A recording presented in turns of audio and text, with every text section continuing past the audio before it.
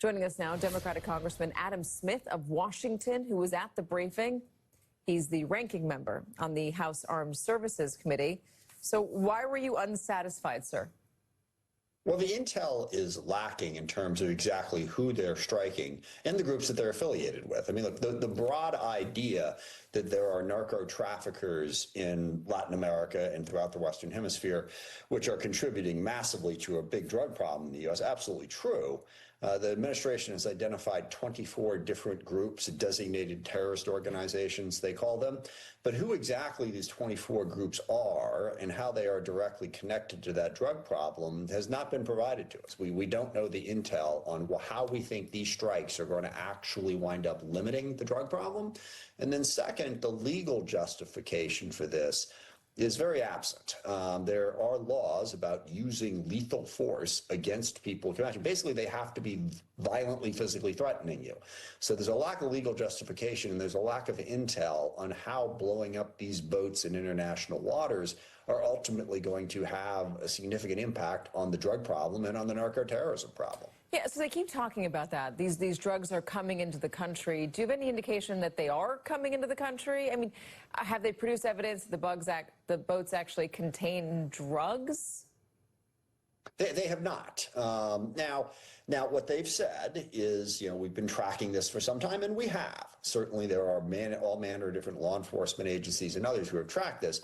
It's not, unbelievable that they would know some of these boats have drugs, but they've not provided us with that intel, and they certainly haven't provided us that crucial connection that you just mentioned. Most of what I've seen, and by and large public reporting, is that these are drugs that are more likely headed to Europe, and it certainly doesn't have anything to do with fentanyl. This is pretty much all cocaine that they're dealing with. It's cocaine and marijuana that comes out of that part of the country. So fentanyl is what's killing so many people. So those are the connections that they're not making. This is a very expensive operation. It's the use of lethal force of questionable legality. And I think it's an incredible expansion of the power of the President of the United States that deserves far more scrutiny.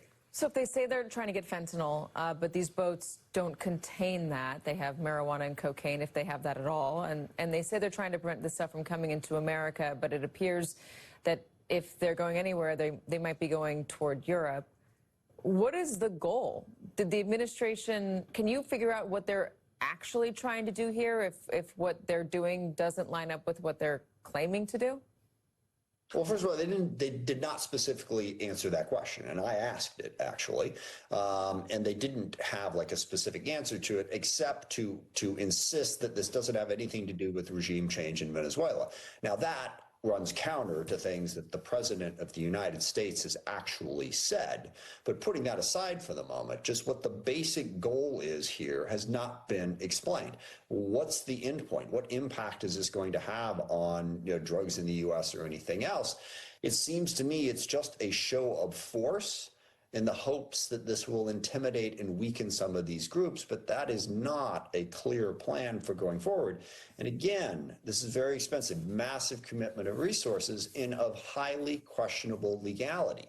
So I think we need far more specifics about what's the end game. How long is this going to go on? You gave the statistics earlier, the number of strikes, the number of people killed. How much longer are we going to do this? And what impact is it really going to have?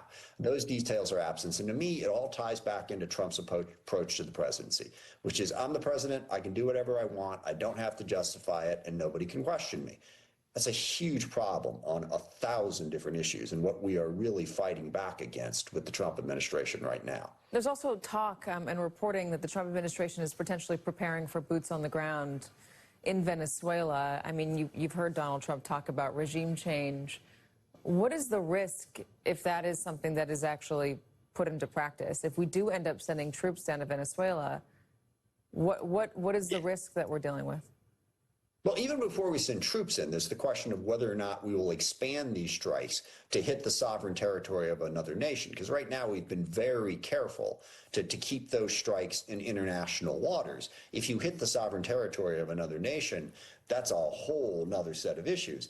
Look, I mean, the risk is we get dragged into another forever war and a forever conflict with high costs and casualties with no particular positive outcome for the U.S. And remember, Donald Trump, part of what he ran on is, I'm going to bring peace. I'm going to end the forever wars. We're not going to be doing that anymore.